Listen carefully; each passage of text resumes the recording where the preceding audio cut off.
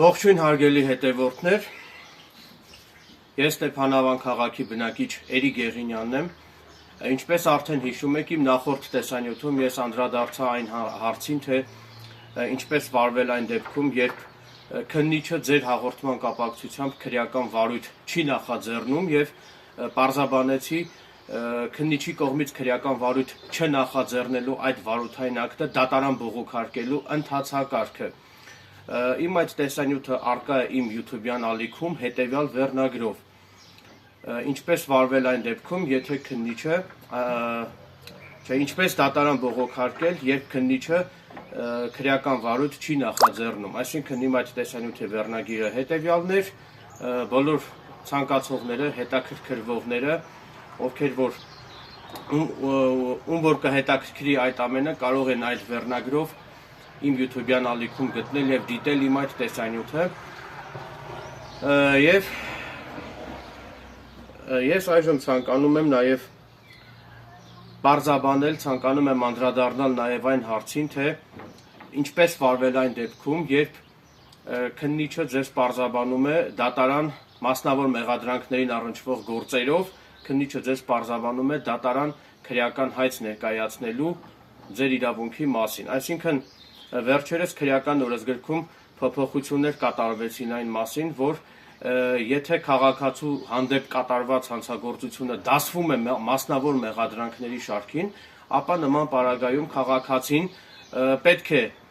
ոչ թե հաղորդում ներկայացնի ոստիկանությունում կամ դատախազությունում, այլ մասնավոր մեղադրանքին առնչվող գործերով քաղաքացին այսուհետև պետք է միանգամից քրեական հայց ներկայացնի դատարան միայն այն դեպքում, եթե հայտնի է քաղաքացու հանդեպ հանցագործություն, ենթադրյալ հանցագործություն կատարած անձի ինքնությունը։ Այսինքն ել ավելի մատչելի կերպով պարզաբանեմ, եթե ձեր հանդեպ կատարվում է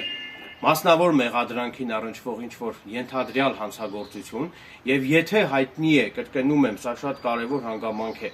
եթե հայտնի է ձեր հանդեպ հանցագործություն կատարած անձի ինքնությունը, այսինքն անուն, ազգանունը, հայրանունը, փաստացի բնակության կամ հաշվառման վայրի հասցեն, ապա նման պարագայում դուք արդեն իսկ պետք է միանգամից քրեական հայց ներկայացնեք դատարան, այլ ոչ թե հաղորդում ներկայացնեք ոստիկանությունում։ Իսկ եթե հայտնի չէ ձեր հանդեպ մասնավոր մեղադրանքին առնչվող հանցագործություն կատարած անձի ինքնությունը, եթե հայտնի չէ, ապա նման պարագայում դուք օրենքով իրավունք ունեք հաղորդում ներկայացնելու ոստիկանությունում, ոստիկանությունը ձեզնից հաղորդում վերցնելուց հետո ձեր հաղորդումը պետք է ուղարկի քննչական կոմիտե, քննչական կոմիտեն պետք է ձեր հաղորդման կապակցությամբ նախաձեռնի քրեական վարույթ եւ քրեական վարույթի շրջանակներում արդեն համապատասխան օպերատիվ հետախուզական միջոցառումների արդյունքում կպարզվի ձեր հանդեպ ենթադրյալ հանցագործություն կատարած անձի ինքնությունը եւ ձեր հանդեպ մասնավոր մեղադրանքին առնչվող ենթադրյալ հանցագործություն կատարած անձի ինքնությունը պարզվելուց հետո արդեն, երբ որ քննիչը կպարզի մասնավոր մեղադրանքով ձեր հանդեպ ենթադրյալ հանցագործություն կատարած անձի ինքնությունը, ապա դրանից հետո քննիչը պետք է կարճի այդ քրեական գործի վարույթը եւ ձեզ պետք է պարզաբանի, որ դուք իրավունք ունեք քրեական հայց ներկայացնել դատարան։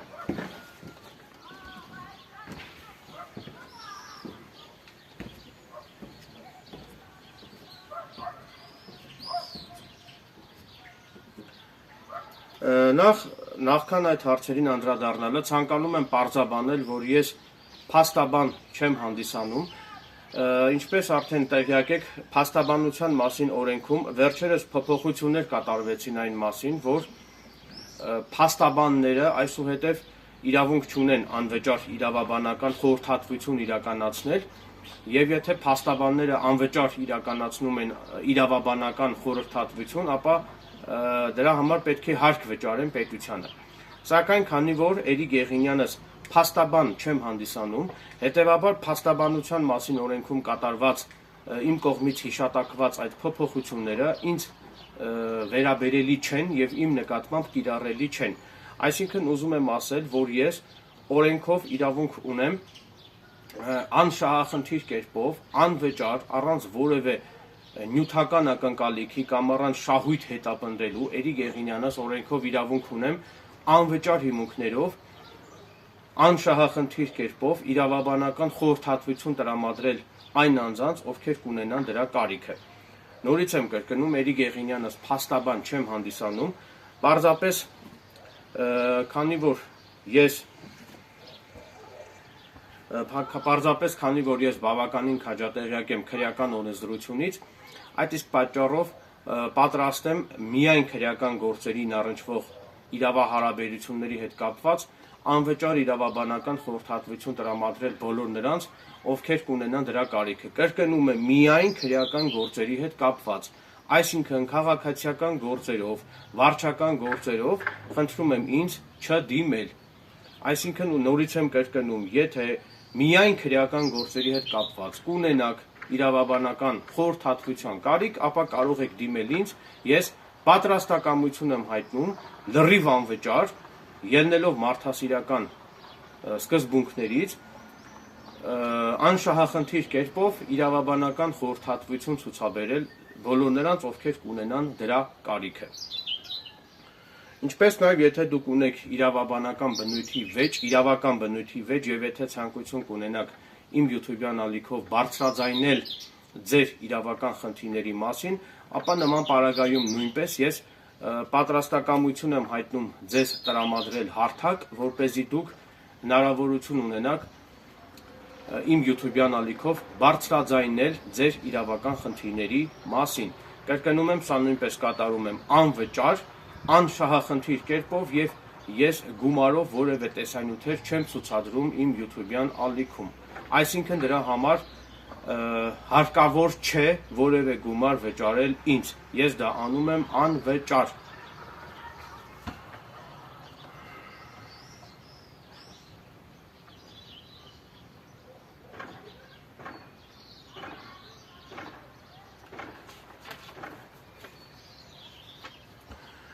Նաև ցանկանում եմ պարզաբանել, որ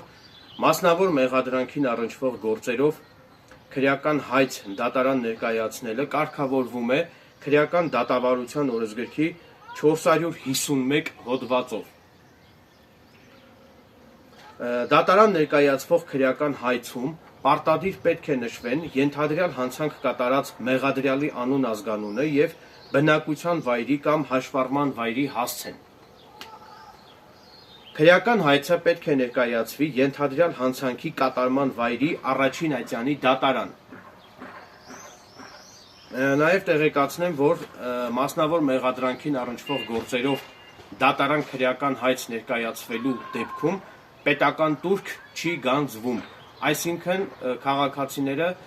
քրեական հայց դատարան ներկայացնելու համար որևէ պետական տուրք չեն վճարելու։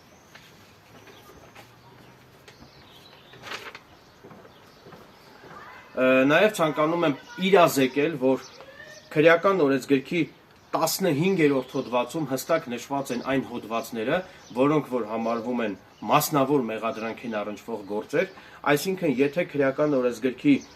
15-րդ հոդվածում նշված այդ հանցագործություններից որևէ մեկը եթե ձեր նկատմամբ կատարվում է, ապա դուք նման պարագայում պետք է, ինչպես արդեն նշեցի, եթե հայտնի է ձեր նկատմամբ հանցագործություն կատարած, ենթադրյալ հանցագործություն կատարած անձի ինքնությունը, եթե հայտնի է, ապա նման պարագայում դուք պետք է արդեն ոչ թե հաղորդում ներկայացնեք ոստիկանությունում, այլ միանգամից պետք է քրեական հայց ներկայացնեք դատարան։ Հիմա ես ցանկանում եմ նաև մեկ առ մեկ անդրադառնալ, թե որոնք են քրեական օրենսգրքի 15-րդ հոդվածում նշված այն մասնավոր մեղադրանքին առնչվող հոդվածները, այն հանցակազմերը, որոնցով որ քաղաքացիները արդեն պետք է միանգամից քրեական հայց ներկայացնեն դատարան։ Ուրեմն, քրեական օրենսգրքի 15-րդ հոդվածում նշված են մասնավոր մեղադրանքին առնչվող քրեական հայցի մեջ ներառված հետևյալ հոդվածները։ Ուրեմն, քրեական օրենսգրքի 167 հոդվածի առաջին մասը, 168 հոդվածի առաջին մասը, 169 հոդվածի առաջին մասը, 170 հոդվածի առաջին մասը, 171 հոդվածի առաջին մասը, 172 հոդվածի առաջին մասը, 173 հոդվածի առաջին մասը, 178 հոդվածի առաջին մասը, 180 հոդվածի առաջին մասը, 182 հոդվածի առաջին մասը, 194 հոդվածի առաջին մասը, 195 հոդվածի առաջին մասը,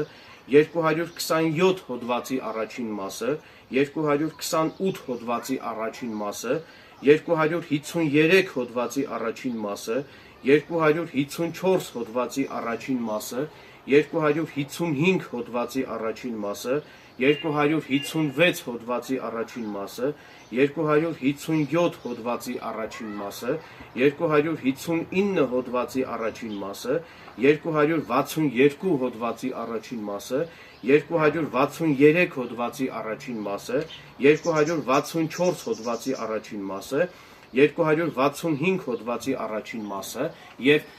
266 հոդվածի առաջին մասը, սրանք բոլորը իմ կողմից թվարկված քրեական օրենսգրքի այս բոլոր հոդվածների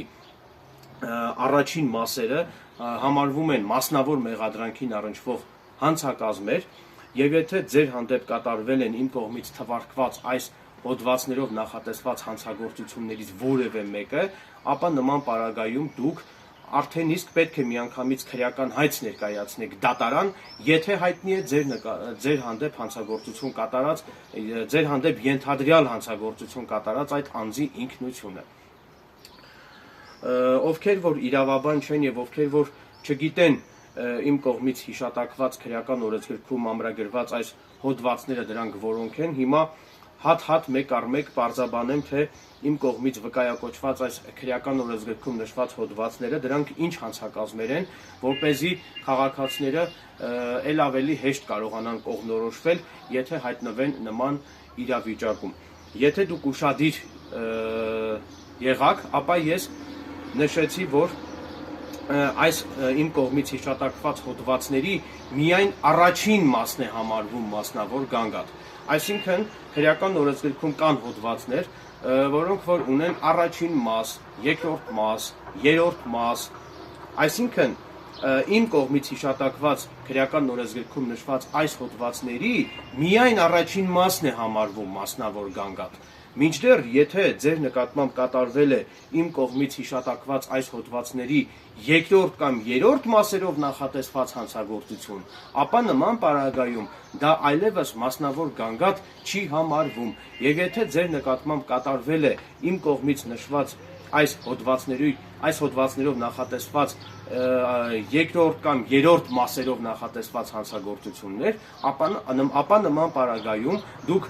պետք է ոչ թե քրեական հայց ներկայացնեք դատարան, այլ պետք է արդեն հաղորդում ներկայացնեք ոստիկանությունում, ոստիկանությունը ձեր հաղորդումը անհապաղ կուղարկի քննչական կոմիտե եւ արդեն ձեր հաղորդման ընթացքը պետք է լուծվի քննչական կոմիտեի կողմից։ Ոստիկանությունը այստեղ այլևս անելիք չունի։ Ոստիկանության գործառույթների մեջ մտնում է միայն հաղորդում վերցնել քաղաքացուց, իսկ քաղաքացու հաղորդումից բխող բոլոր քննչական եւ դատավարական գործողությունները արդեն իսկ պետք է կատարվեն քննչական մարմնի քննիչների կողմից։ Նորից եմ կրկնում, ովքեր որ իրավաբան չեն եւ լավ չընկալեցին իմ խոսքերը, ներողություն, իմ կողմից հիշատակված այս հոդվածների միայն առաջին մասն է համարվում մասնավոր գանգատ, իսկ իմ կողմից հիշատակված այս հոդվածների երկրորդ եւ երրորդ մասերը դրանք մասնավոր գանգատ չեն համարվում։ Եթե կունենաք իմ այս տեսանյութի պարզաբանման հետ կապված ինձ ուղղված լրացուցիչ հարցեր, ապա կարող եք ինձ ուղղված ձեր հարցերը գրել այս տեսանյութի մեկնաբանություններում եւ ես սիրով կպատասխանեմ ձեր կողմից ինձ ուղղված բոլոր ողջամիտ հարցադրումներին։ Եվ եթե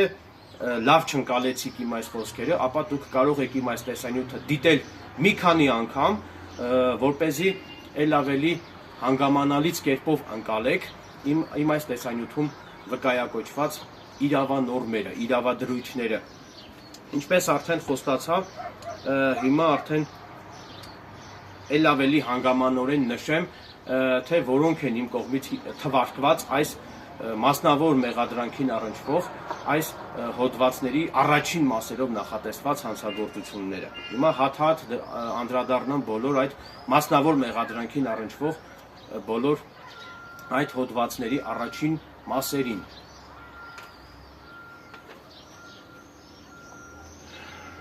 Ուրեմն, ինչպես արդեն հիշում եք, ես նշեցի, որ մասնավոր մեղադրանքին առնչվող հոդվածները սկսվում են քրեական օրենսգրքի 167 հոդվածի առաջին մասից։ Ուրեմն, ինչ է ասում քրեական օրենսգրքի 167 հոդվածը։ Քրեական օրենսգրքի 167 հոդվածի առաջին մասը դա մարդու առողջությանը միջին ծանրության վնաս պատճառելն է։ Այսինքն, եթե ինչ-որ մեկի կողմից ձեր առողջությանը պատճառվում է միջին ծանրության վնաս, ապա դուք նախ պետք է առաջինը հաղորդում ներկայացնեք ոստիկանությունում, ոստիկանությունը ձեր հաղորդումը կուղարկի քննչական կոմիտե, քննիչը ձեր նկատմամբ կնշանակի դատաբժշկական փորձաքննություն, եւ եթե դատաբժշկական փորձաքննության արդյունքում կպարզվի, որ ձեր առողջությանը հասցված վնասը դա միջին ծանրության է կամ թեթև աստիճանի է, ապա քննիչը պետք է կարճի այդ քրեական գործի վարորդը եւ ձեզ իրավունք է վերապահելու քրեական հայց ներկայացնել դատարան։ Բնականաբար դուք ինքներդ առանց քննիչի որոշման չեք կարող դիմել դատական բժշկին, որպեսզի դատական բժիշկը գնահատի ձեր առողջությանը հասցված վնասի ծանրության աստիճանը։ Դատական բժիշկը ձեզ կարող է դատաբժշկական փորձաքննության ենթարկել միայն քննիչի որոշման հիման վրա։ Այսինքն, եթե ձեր առողջությանը պատճառվել է որևէ մեկի կողմից ձեր առողջությանը պատճառվել է ինչ-որ վնաս, դուք կարող եք նաև այլընտրանքային տարբերակ առաջարկեմ ձեզ, դուք կարող եք նաև դիմել մոտակա հիվանդանոց կամ պոլիկլինիկա, հիվանդանոցում վիրաբույժը կզննի ձեզ եւ կգրանցի ձեր վնասվածքների բնույթը եւ հետագայում արդեն դատական բժիշկը կարող է իր եզրակացությունը տալ նաեւ հիվանդանոցում ձեզ բուժօգնություն ցուցաբերած վիրաբույժի տված գրավոր փաստաթղթերի, այսինքն գրավոր բժշկական փաստաթղթերի հիման վրա նույնպես կարող է դատական բժիշկը տալ իր եզրակացությունը։ Սակայն որպես կանոն հանցագործությունից տուժած անձի նկատմամբ դատաբժշկական փորձաքննությունը կատարվում է միայն քննիչի որոշման հիման վրա։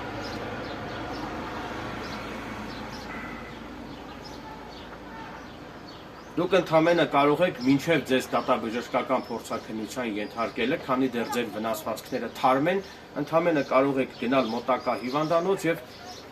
հիվանդանոցում ձեզ անհրաժեշտ բուժօգնություն ցուցաբերելուց հետո բնականաբար արդեն վիրաբույժի կողմից հիվանդանոցում կգրանցվեն ձեր մարմնական վնասվածքները եւ նորից եմ կրկնում այդ հիվանդանոցում արկա բժշկական փաստաթղթերի հիման վրա նույնպես դատական բժիշկը հետագայում կարող է տալ գրավոր եզրակացություն։ Սակայն հիվանդանոցում ձեզ ցուցաբերված այդ բուժօգնությունը դա չի համարվում դատաբժշկական փորձաքննություն։ Դա ընդհանրապես առաջին բուժօգնություն է եւ նորից եմ կրկնում առաջին բուժօգնության հիման վրա ձեր վերաբերյալ կազմված բժշկական փաստաթղթերի հիման վրա արդեն դատական բժիշկը կարող է տալ իր գրավոր եզրակացությունը։ Սակայն նորից եմ կրկնում, հիվանդանոցում ձեզ առաջին բուժօգնություն ցուցաբերելը դա չի համարվում ձեզ դատաբժշկական փորձաքննության ենթարկել։ Դրանք միանգամայն տարբեր կատեգորիաներ են, խնդրում եմ մեկը մյուսի հետ չշփոթել։ Ինչպես արդեն նշեցի, քրեական օրենսգրքի 167 հոդվածի առաջին մասը, որը մասնավոր գանգատ է, դա մարդու առողջությանը միջին ծանրության վնաս պատճառելու հանցակազմն է։ Հիմա անդրադառնանք մյուս հոդվածին։ Քրեական օրենսգրքի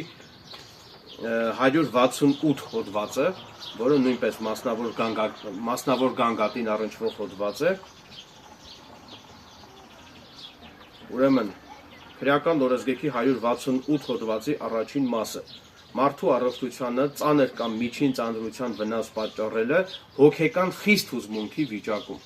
Կրկնում եմ, եթե ձեր առողջությանը պատճառվել է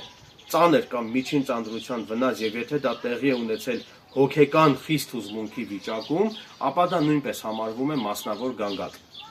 Եվ դրա համար նույնպես դուք պետք է քրեական հայց ներկայացնեք դատարան։ Հիմա անդրադառնամ մասնավոր գանգատին առնչվող մյուս հոդվածին։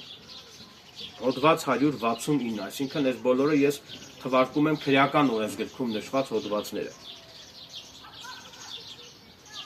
Ուրեմն, ինչ է ասում քրեական օրենսգրքի 169 հոդվածի առաջին մասը։ Մարդու առողջությանը ծանր կամ միջին ծանրության վնաս պատճառելը հակաիրավական ոտնձգություն կատարած անձին բռնելու համար անհրաժեշտ միջոցների սահմանազանցմամբ։ Այսինքն ինչ է նշանակում հակաիրավական ոտնձգություն կատարած անձին բռնել։ Ենթադրենք հիպոթետիկ կերպով դիտարկենք այսպիսի մի իրավիճակ, դուք գտնվում եք հասարակական վայրում եւ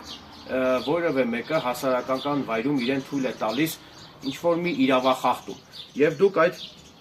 հակաիրավական ոտնձգություն կատարած անձին ցանկանում եք բռնել, որպեսզի նրան հանձնեք ոստիկանությանը կամ այլ իրավապահ մարմիններին եւ հակաիրավական ոտնձգություն կատարած անձին բռնելու համար ենթադրենք դուք թույլ եք տալիս անհրաժեշտ միջոցների սահմանազանցում, այսինքն այդ անձի առողջությանը, տվյալ դեպքում հակաիրավական ոտնձգություն կատարած անձի առողջությանը դուք պատճառում եք ոչ իրավաչափ վնաս, այսինքն դա համարվում է անհրաժեշտ միջոցների սահմանազանցում։ Նման պարագայում դա նույնպես համարվում է մասնավոր գանգատ եւ տվյալ դեպքում արդեն հակաիրավական ոտնձգություն կատարած անձը հենց ինքը պետք է քրեական հայց ներկայացնի դատարան։ Հիմա անդրադառնանք քրեական օրենսգրքում նշված մյուս մասնավոր գանգատին, հոդված 170։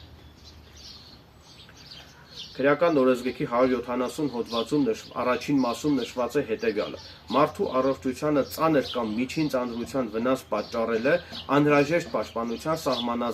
սահմանազանցմամբ։ Այսինքն հիմա պարզաբանեմ, թե ինչ է նշանակում անհրաժեշտ միջոցների սահմանազանցում։ Ենթադրենք որևէ մեկը հարձակվում է ձեզ վրա եւ փորձում է ձեզ վնասել եւ դուք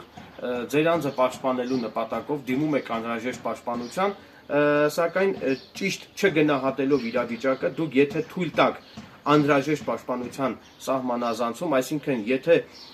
ձեր հանդեպ ոտնձգություն կատարած անձի նկատմամբ ձեր կողմից գործադրված այդ ինքնապաշտպանական միջոցները եթե լինեն ոչ իրավաչափ, ապա դա արդեն կդիտարկվի որպես անհրաժեշտ պաշտպանության սահմանազանցմամբ վնաս պատճառել։ Ուստի դա նույնպես համարվում է մասնավոր գանգատ եւ նման պարագայում արդեն ձեր գործողություններից տուժած անձը ինքը պետք է քրեական հայց ներկայացնի դատարան, այլ ոչ թե ոստիկանություն։ Հիմա անդրադառնամ քրեական օրենսգրքի 171 հոդվածի առաջին մասին, որը նույնպես համարվում է մասնավոր գանգատ։ Ուրեմն քրեական օրենսգրքի 171 հոդվածը դա մարդու առողջությանը թեթև վնաս պատճառելն է։ Այսինքն եթե ինչ-որ մեկը ձեր առողջությանը պատճառել է թեթև վնաս, որը նույնպես դա պարտադիր պետք է հաստատվի միայն դատաբժշկի եզրակացությամբ, ապա նման պարագայում դուք արդեն պետք է քրեական հայց ներկայացնեք դատարան։ Հիմա անդրադառնամ քրեական օրենսգրքի 172 հոդվածի առաջին մասին, որը նույնպես համարվում է մասնավոր գանգատ։ Ուրեմն, եթե հիշում եք, կրկնորից եմ, վերստին ցանկանում եմ հիշեցնել, մասնավոր գանգատին առնչվող այս բոլոր, այսինքն մասնավոր մեղադրանքին առնչվող այս իմ կողմից թվարկված այս բոլոր հոդվածների միայն առաջին մասն է համարվում մասնավոր գանգատ, սակայն եթե իմ կողմից թվարկված այս հոդվածներով ձեր նկատմամբ ենթադրյալ հանցագործությունները կատարվել են այս նույն հոդվածների երկրորդ կամ երրորդ մասերի հատկանիշներով, ապա դա այլևս մասնավոր մեղադրանքին առնչվող գործ չի համարվում, այլ մասնավոր գանգատ համարվում է միայն սույն հոդվածների առաջին մասով նախատեսված ձեր նկատմամբ կատարված ենթադրյալ հանցագործությունները։ Հիմա անդրադառնամ քրեական օրենսգրքի 172 հոդվածի առաջին մասին, որը նույնպես համարվում է մասնավոր գանգատ։ Ուրեմն քրեական օրենսգրքի 172 հոդվածի առաջին մասը նշված է հետևյալը. անզգուշությամբ մարդու առողջությանը ծանր վնաս պատճառելը։ Այսինքն եթե ինչ-որ մեկը անզգուշությամբ ձեր առողջությանը պատճառում է ծանր վնաս, ապա դա նույնպես համարվում է մասնավոր գանգատ։ Հիմա անդրադառնամ քրեական օրենսգրքի 173 հոդվածի առաջին մասին, որը նույնպես համարվում է մասնավոր գանգատ։ Քրեական օրենսգրքի 173 հոդվածի առաջին մասը հետևյալն է. անզգուշությամբ մարդու առողջությանը միջին ծանրության վնաս պատճառելը։ Դա նույնպես համարվում է մասնավոր գանգատ։ Հիմա անցնեմ մյուս հոդվածին։ Քրեական օրենսգրքի 178 հոդվածի առաջին մասը։ Ուրեմն որն է դա։ Քրեական օրենսգրքի 178 հոդվածի առաջին մասը նույնպես համարվում է մասնավոր գանգատ եւ այդ հոդվածը վերնագրված է այսպես. մարդու իմունային անբավարարության վիրուսով անզգուշությամբ վարակելը։ Այսինքն միավոր։ Խնդրում եմ չշփոթեք ձիահի հետ։ Ձիահը եւ միավը դրանք միանգամայն տարբեր վիրուսներ են։ Նորից եմ կրկնում, մարդու իմունային անբավարարության վիրուսով անզգուշությամբ վարակելը, այսինքն միավով, միավ վարակով, եթե ինչ-որ մեկը ձեզ անզգուշությամբ վարակել է, դա նույնպես համարվում է մասնավոր գանգատ։ Ճիշտ է, դա համարվում է հանցագործություն, սակայն դա համարվում է մասնավոր գանգատ եւ դրա համար դուք պետք է քրեական հայց ներկայացնեք դատարան։ Հիմա անցնեմ քրեական օրենսգրքի 180 հոդվածի առաջին մասին, որը նույնպես համարվում է մասնավոր գանգատ։ Սեռավարակով անզգուշությամբ վարակելը։ Այսինքն, եթե դուք սեռական հարաբերություն եք ունենում ինչ-որ մեկի հետ եւ ինչ-որ մեկը եթե ձեզ անզգուշությամբ վարակում է ինչ-որ սեռավարակով, ապա դա համարվում է հանցագործություն, սակայն դա համարվում է մասնավոր գանգատ եւ դրա համար դուք պետք է քրեական հայց ներկայացնեք դատարան։ Հիմա անցնեմ քրեական օրենսգրքի 182 հոդվածի։ Վտանգի մեջ թողնելը։ Կյանքի կամ առողջության համար վտանգավոր վիճակում գտնվող եւ ինքնապահպանության միջոցներ ձեռնարկելու հնարավորությունից զրկված անձին անհրաժեշտ եւ ակնհայտ անհետաձգելի օգնություն ցույց չտալը, եթե հանցավորն այդ անձին օգնություն ցույց տալու իրական հնարավորություն է ունեցել կամ օգնություն ցույց տալու անհրաժեշտության մասին համապատասխան մարմիններին չի հաղորդել եւ եթե պարտավոր չի եղել հոգ տանել նրա մասին եւ ինքը նրան չի դրել կյանքի համար վտանգավոր վիճակի մեջ, դա նույնպես համարվում է մասնավոր գանգատ։ Հիմա անդրադառնամ քրեական օրենսգրքի 194 հոդվածի առաջին մասին։ Ինչ է ասում 194 հոդվածի առաջին մասը։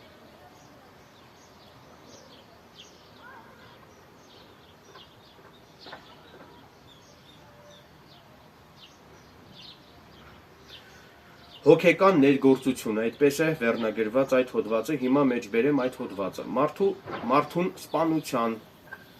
սպառնալիք տալը, առողջությանը վնաս պատճառելու սպառնալիք տալը, մարդուն խոշտանգելու սպառնալիք տալը, մարդու սեռական ազատության եւ սեռական անձեռնմխելիության դեմ ուղղված հանցագործություն կատարելու սպառնալիք տալը, մարդուն առևանգելու սպառնալիք տալը, մարդուն ազատությունից ապօրինի զրկելու կամ խոշոր կամ առանձնապես խոշոր չափի գույք ոչնչացնելու սպառնալիք տալը, եթե այդ սպառնալիքն իրականացնելու իրական վտանգ է եղել, ինչպես նաև սոցիալական մեկուսացումը կամ պարբերաբար անձի պատիվն ու արժանապատվությունը նվաստացնելը, սրանք նույնպես համարվում են մասնավոր գանգատին առնչվող հանցակազմեր։ Ներողություն եւ նման պարագայում արդեն ենթադրյալ հանցագործությունից տուժած անձը պետք է քրեական հայց ներկայացնի դատարան, եթե հայտնի է ձեզ սպանության սպառնալիք տված անձի ինքնությունը։ Կրկնում եմ, սպանության սպառնալիքի հոդվածի միայն առաջին մասն է համարվում մասնավոր գանգատ։ Իսկ այս նույն հոդվածի, այսինքն սպանության սպառնալիքի նույն ինքը հոգեկան ներգործության հոդվածի երկրորդ մասը արդեն մասնավոր գանգատ չի համարվում։ Եթե դուք ցանկանում եք սպանության սպառնալիքի հետ կապված ինչ-որ մասնավոր քրեական հայց ներկայացնել դատարան, ապա դուք պետք է դատարանում կարողանաք ապացուցել, որ ձեզ իսկապես տրվել է սպանության սպառնալիք կամ ձեր առողջությանը վնաս պատճառելու սպառնալիք կամ մեկ այլ սպառնալիք, իմ կողմից նշված այս հոդվածում թվարկված սպառնալիքներից մեկը, եթե ձեզ տրվել է, դուք պետք է դա կարողանաք դատարանում ապացուցել, եթե որոշեք քրեական հայց ներկայացնել դատարան։ Մասնավորապես ենթադրենք հիպոթետիկ կերպով ենթադրենք, որ ինչ-որ մեկը զանգահարում է ձեզ եւ հեռախոսով ձեր հասցեն հնչեցնում է սպանության սպառնալիքներ։ Դուք կարող եք ծածուկ ձայնագրել ձեր հեռախոսազրույցը եւ այդ ձայնագրությունը հետագայում կարող եք տրամադրել իրավապահ մարմիններին եւ ձեր կողմից կատարված այդ հեռախոսազրույցի ծածուկ ձայնագրությունը դա կարող է համարվել ապացույց։ Օրինակ Վահիկ Մխիթարյանի գործով Վճռաբեկ դատարանը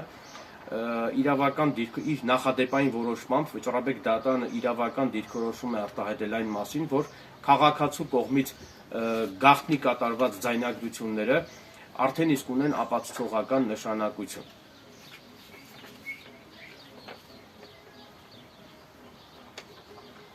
Հիմա անդրադառնամ մասնավոր գանգատին առնչվող մյուս հոդվածին։ Հոդված 195։ Ֆիզիկական ներգործություն։ Ինչ է դա նշանակում։ Ֆիզիկական ներգործությունը դա մարդուն հարվածներ հասցնելը կամ բռնի այլ գործողություններ կատարելը։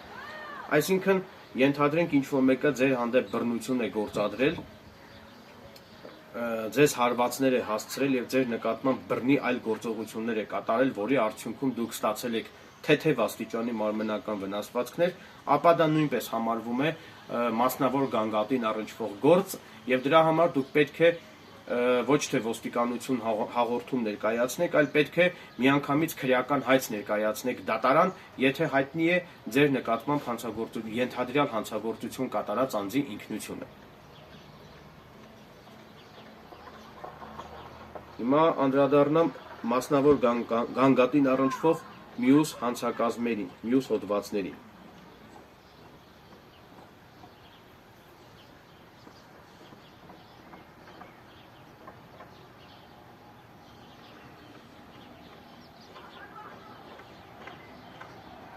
Ուրեմն մասնավոր գանգատ է համարվում նաև քրեական օրենսգրքի 227 հոդվածի առաջին մասը։ Ուրեմն ինչ է ասում 227 հոդվածը քրեական օրենսգրքի։ Հեղինակային եւ հարակից իրավունքները խախտելը։ Այսինքն, եթե ինչ-որ մեկը խախտում է ձեր հեղինակային իրավունքները, դա նույնպես համարվում է մասնավոր գանգատին առնչվող գործ։ Քրեական օրենսգրքի անցնեմ մյուս հոդվածին։ Քրեական օրենսգրքի 228 հոդվածը արտոնագրային իրավունքը խախտելը։ Արտոնագրային իրավունքի օբյեկտնապորինի օգտագործելը կամ մինչև այդ իրավունքի պաշտոնական ճանաչումը դրա էության վերաբերյալ առանց հայտատուի համաձայնության տեղեկություն տարածելը կամ դրա հեղինակությունը յուրացնելը, եթե դա խոշոր չափերի գույքային վնաս է պատճառել, դա նույնպես համարվում է մասնավոր գանգատ։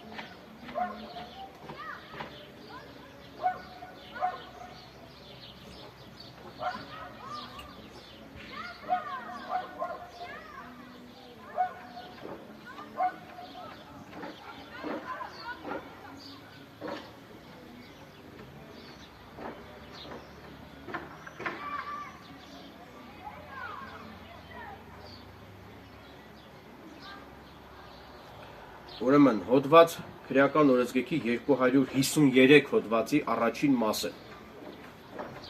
Դա նույնպես համարվում է մասնավոր գանգատ։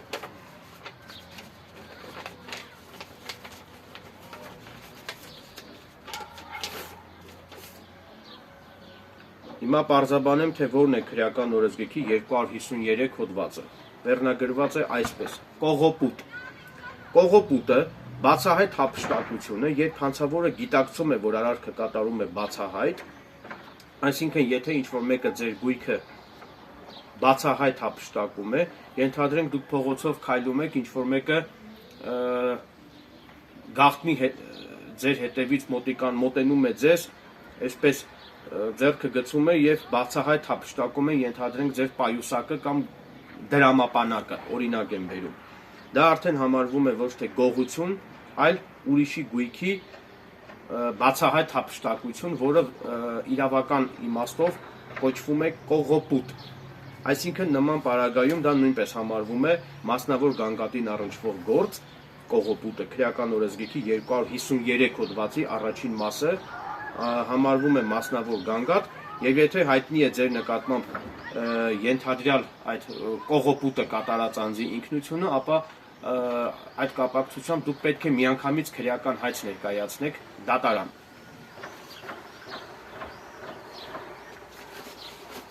Այսինքն, ինչպես հասկացա, այն հոդվածները, այն հանցակազմերը, որոնք որ առնչվում են հենց քաղաքացու շահերին, քաղաքացու իրավունքներին, եւ եթե այդտեղ պետական շահը չի շոշափվում, ապա պետությունը, այսպես ասած, արդեն քննիչներին չէ ծանրաբեռնելու նպատակով պետությունը օրենքը փոխել է այնպես, որպեսզի քննիչների գործն է այսպես հեշտացել եւ դատարանների ծանրաբեռնվածությունն է շատացել նման պարագայում, որ քաղաքացու իրավունքներին, քաղաքացու շահերին առնչվող գործերով արդեն քաղաքացին ըստ էության պետք է միանգամից քրեական հայց ներկայացնի դատարան, այլ ոչ թե ոստիկանություն կամ քննչական մարմիններին։ Այսինքն պետության քրեական քաղաքականության նպատակը սա է, որ բեռնաթափել քննիչների աշխատանքը, կոնկրետ եթե քաղաքացու շահերն է շոշափվում, այլ պետական շահ չի շոշափվում, միայն քաղաքացու շահերն է շոշափվում, նման հանցակազմերի դեպքում քաղաքացիները պետք է արդեն քրեական հայց ներկայացնեն դատարան եւ պետության քրեական քաղաքականությունը կայանում է նրանում, որ հնարավորինս բեռնաթափվի քննիչների աշխատանքը եւ դրա արդյունքում բնականաբար ծանրաբեռնվում է արդեն դատարանների աշխատանքը։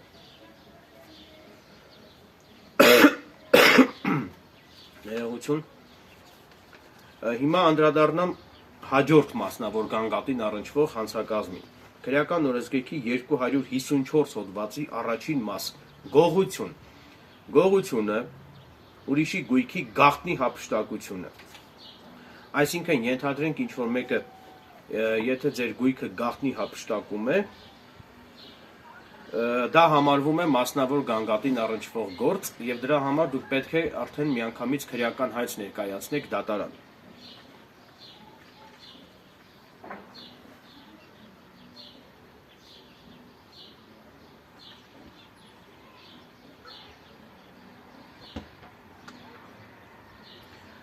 Սակայն մի ուշագրավ հանգամանք նույնպես ցանկանում եմ վկայակոչել, ուրեմն նույն այս գողության երրորդ մասը,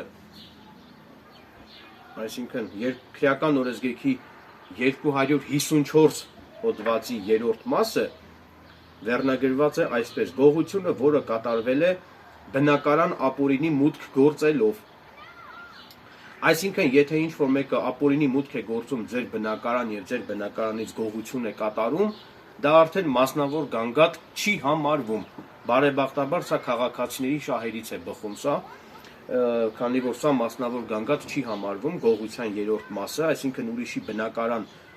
գաղտնի, եթե ինչ-որ մեկը ներխուժում է բնակարան, մուտք է գործում, եթե ինչ-որ մեկը ձեր բնակարան գաղտնի եւ ձեր բնականից գողություն է կատարում, ապա դա բարեբախտաբար ի օգուտ քաղաքացիների դա մասնավոր գանգատ չի համարվում եւ նման պարագայում արդեն քաղաքացին պետք է ոչ թե քրեական հայց ներկայացնի դատարան, այլ պետք է հաղորդում ներկայացնի ոստիկանությունում, ոստիկանությունը ձեր հաղորդումը կուղարկի քննչական կոմիտե եւ արդեն քննիչը կզբաղվի ձեր հաղորդումով։ Այսինքն գողության միայն առաջին մասն է համարվում մասնավոր գանգատ, սակայն գողության այս հոդվածի երկրորդ եւ երրորդ մասերը իրենք մասնավոր գանգատ չեն համարվում։ Հիմա անդրադառնամ հաջորդ հոդվածին։ Քրեական օրենսգրքի 255 հոդվածի առաջին մաս վերնագրված է այսպես. խարդախությունը։ Խարդախությունը խաբեության կամ վստահությունը չարաշահելու եղանակով հափշտակությունը։ Այսինքն խարդախության հանցակազմի առաջին մասը նույնպես համարվում է մասնավոր գանգատ եւ դրա համար քաղաքացին պետք է քրեական հայց ներկայացնի դատարան։ Միայն առաջին մասով, եթե խարդախությունը ձեր նկատմամբ կատարվել է քրեական օրենսգրքի 255 հոդվածի առաջին մասով նախատեսված, եթե այդ հանցակազմը նախատեսված է առաջին մասով, այնուհետ դեպքում է դա համարվում մասնավոր գանգատ։ Անցնեմ մյուս հոդվածին։ Քրեական օրենսգրքի 256 հոդված։ Վստահված գույքը հափշտակելը։ Հանցավորին վստահված, այսինքն հանցավորի տնօրինմանը, տիրապետմանը կամ օգտագործմանը փաստացի կամ իրավաբանորեն ազատ կամքով հանձնված գույքի հափշտակությունը, եթե այդ գույքը հափշտակելու դիտավորությունը ծագել է օրինական հիմքերով այն ստանալուց հետո, դա համարվում է հանցագործություն, սակայն նախատեսված է որպես մասնավոր գանգատ։ Հիմա անցնեմ մյուս հոդվածին։ Քրեական օրենսգրքի 257 հոդվածի առաջին մաս։ Համակարգչային հափշտակություն։ Ինչ է դա նշանակում։ Քրեական օրենսգրքի 257 հոդվածի առաջին մասի համաձայն համակարգչային հափշտակությունը ուրիշի գույքի հափշտակությունը, որը կատարվել է համակարգչային տվյալն առանց օրենքով կամ պայմանագրով կամ իրավաչափ այլ հիմքով նախատեսված թույլտվության մուտքագրելու, այսինքն համակարգչային հափշտակությունը ուրիշի գույքի հափշտակությունը, որը կատարվել է համակարգչային տվյալներն առանց թույլտվության մուտքագրելու, փոփոխելու, ոչնչացնելու, ուղեփակելու կամ համակարգչային համակարգի կամ համակարգչային ցանցի աշխատանքի նկատմամբ որևէ այլ եղանակով ներգործելու միջոցով, դա նույնպես համարվում է մասնավոր գանգատ։ Հիմա անցնեմ մյուս հոդվածին։ Քրեական օրենսգրքի 259 հոդված, դա նույնպես 259 հոդվածի առաջին մաս, դա նույնպես համարվում է մասնավոր գանգատ։ Ուրեմն, ինչ է ասում քրեական օրենսգրքի 259 հոդվածը։ Գույքային վնաս պատճառելը խաբեության, վստահությունը չարաշահելու կամ ապօրինի այլ եղանակով։ Այսինքն խաբեության, վստահությունը չարաշահելու կամ կեղծ տեղեկություն տարածելու կամ ապօրինի այլ եղանակով մեկ ուրիշին խոշոր չափերի գույքային վնաս պատճառելը, որը դրսևորվել է բաց թողնված օգուտի, գույքի մաշվածության կամ հարկադրված ծախսեր կատարելու ձևով, դա նույնպես համարվում է մասնավոր գանգատ։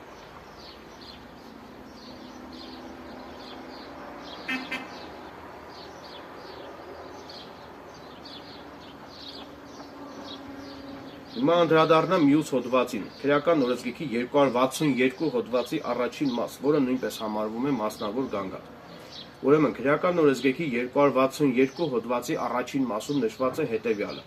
բնական գազի, նավթի, ջրի խողովակաշարերին կամ էլեկտրական ցանցին կամ հեռահաղորդակցության կամ էլեկտրոնային հաղորդակցության միջոցներին ապօրինի միացում կատարելը կամ դրանց չափման համար նախատեսված սարքերի ցուցմունքներն ապօրինի փոխելը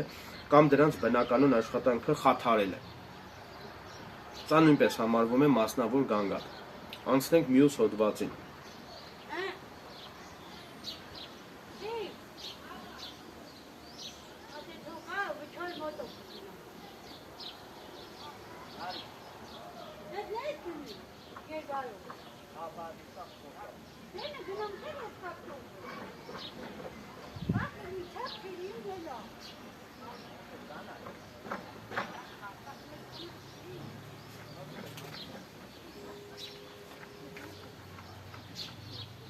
Ուրեմն քրեական օրենսգրքի 263 հոդվածի առաջին մասն եմ հիմա մեջբերում, դա նույնպես համարվում է մասնավոր գանգատ։ Ուրիշի գույքը ապօրինաբար օգտագործելը։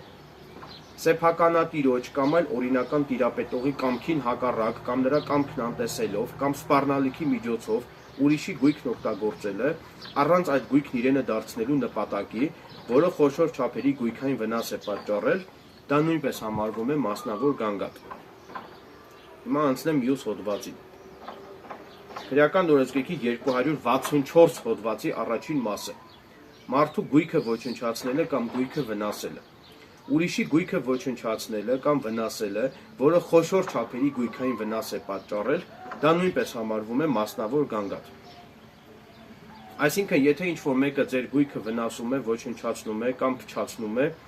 դրա համար դուք պետք է միանգամից քրեական հայց ներկայացնեք դատարան, իհարկե եթե հայտնի է ձեր գույքը վնասած, ձեր գույքը փչացրած, այդ ենթադրյալ հանցագործությունը կատարած անձի ինքնությունը։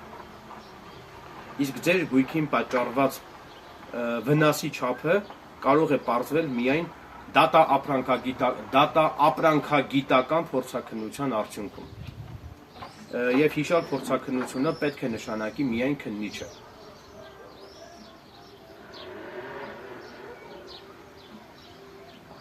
Կամ միգուցե դատարանը նույնպես իրավասու է նշանակել այդ փորձաքննությունը։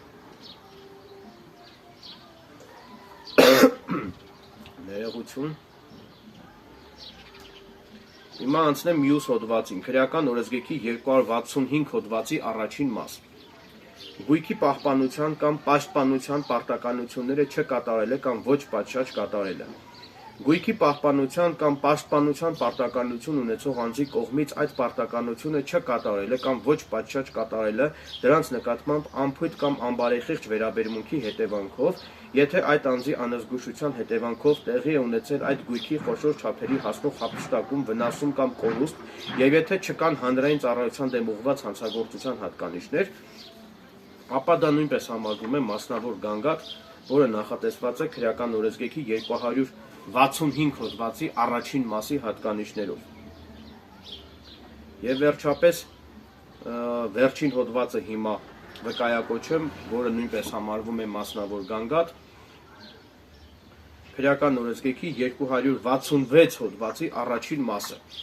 անձի տիրապետությունից դուրս եկած գույքին տիրանալը։ Անձի տիրապետությունից պատահաբար կամ սխալմամբ դուրս եկած կամ կորցրած գույքին այն անձի կողմից ապօրինի տիրանալը եւ իրենը կամ մեկ ուրիշինը դարձնելը, որն իմացել է, թե ով է գույքի իրական տիրապետողը եւ չի ձեռնարկել ողջամտորեն անհրաժեշտ միջոցներ գույքն իրական տիրապետողին վերադարձնելու համար, դա նույնպես համարվում է մասնավոր գանգատ։ Այսինքն իմ կողմից թվարկված այս բոլոր հոդվածները դրանք համարվում են մասնավոր մեղադրանքին առնչվող գործեր եւ այս մասնավոր մեղադրանքին առնչվող գործերով, եթե հայտնի է ձեր նկատմամբ ենթադրյալ հանցագործություն կատարած անձի ինքնությունը, դուք կոնկրետ իմ կողմից թվարկված այս բոլոր հոդվածներով, բոլոր հանցակազմերով դուք պետք է միանգամից արդեն քրեական հայց ներկայացնեք դատարան, այլ ոչ թե հաղորդում ներկայացնեք ոստիկանությունը։ Իսկ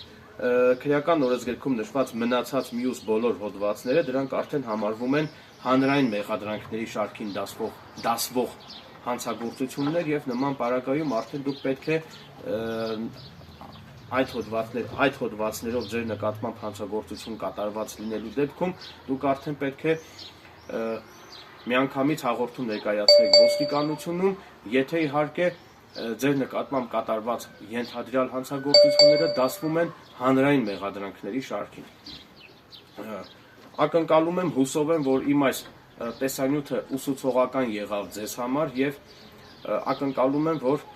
դուք իմ այս տեսանյութից քաղեցիք ձեզ պետքական, ձեզ անհրաժեշտ իրավական գիտելիքներ եւ արդեն եթե քաղաքացիները հայտնվեն իմ կողմից նկարագրված այս իրավիճակներում, արդեն քաղաքացիները հստակ կկողմնորոշվեն, թե ինչպես պետք է վարվել այդ իրավիճակում։ Բոլորին հորդորում եմ ձեզ, եթե լավ չհասկացաք, լավ չընկալեցիք իմ այս տեսանյութում պարունակվող իրավական նորմերը, ապա կարող եք այս տեսանյութը դիտել մի քանի անգամ, որպեսզի լիարժեք ընկալեք իմ այս տեսանյութում արծարծվող իրավական հանգամանքների նշանակության մասին։ Եվ ամփոփելով իմ եթերը, վերջում վերստին ցանկանում եմ նշել, որ եթե դուք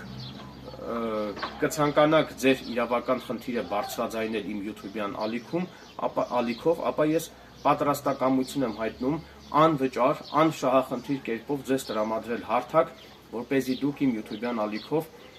բարձրաձայնեք ձեր իրավական խնդիրների մասին։ Եվ դրա համար որևէ գումար ինձ պետք չէ վճարել։ Ես գումարով տեսանյութեր չեմ ցուցադրում իմ YouTube-յան ալիքում եւ ես գումարով իրավաբանական ծառայություններ չեմ մատուցում։ Սա խնդրում եմ մեկընդմիշտ հիշեք, այլ ես ցանկանում եմ իմ իրավական գիտելիքները ծառայեցնել իշահ հասարակության եւ ցանկանում եմ զբաղվել հասարակական հանրօգուտ աշխատանքով եւ ցանկանում եմ անշահախնդիր կերպով, անվճար հիմունքներով իրավաբանական աջակցություն ցուցաբերել այն անձանց, ովքեր որ կունենան դրա կարիքը, քանի որ հիմա փաստաբանները բավականին թանկացրել են իրենց ծառայության գները եւ շատ ու շատ քաղաքացիներ չունեն բավարար ֆինանսական միջոցներ փաստաբանների ծառայություններից օգտվելու համար, այնպես որ ես այն ինչ որ փաստաբանները անում են վճարովի հիմունքներով, ես այդ ամենը կարող եմ անել անվճար եւ նորից եմ կրկնում, ինձ կարող եք դիմել միայն բացառապես քրեական գործերի հետ կապված հարցերով եւ քաղաքացիական, վարչական բնույթի գործերով խնդրում եմ ինձ չդիմել։ Նորից եմ կրկնում, ես իրավաբանական ծառայություններ, գումարի դիմաց իրավաբանական ծառայություններ չեմ մատուցում, շահույթ չեմ հետապնդում եւ այս ամենը անում եմ անվճար ելնելով մարդասիրական նկատառումներից անշահախնդիր կերպով։ Հուսով եմ, որ ձեզ դուր եկավ իմ այս ուսուցողական տեսանյութը եւ իմ այս ուսուցողական տեսանյութից բխող բոլոր ողջամիտ հետևությունները թողնում եմ ձեզ։ Այսքանը, շնորհակալություն ուշադրության համար։